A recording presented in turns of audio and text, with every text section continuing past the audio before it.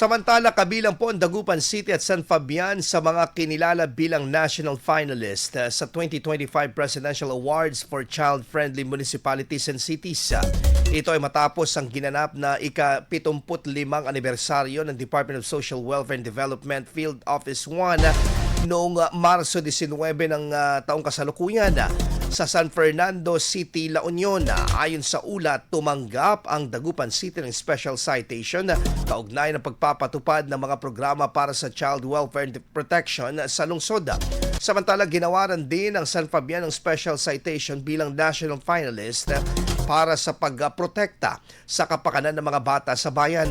Kabilang din sa mga kinilalang finalist ang Cabangan Isabela, Santo Tomas, La Union, Tagaytay City, Naga City at Quezon City. IFM News. IFM News. IFM News.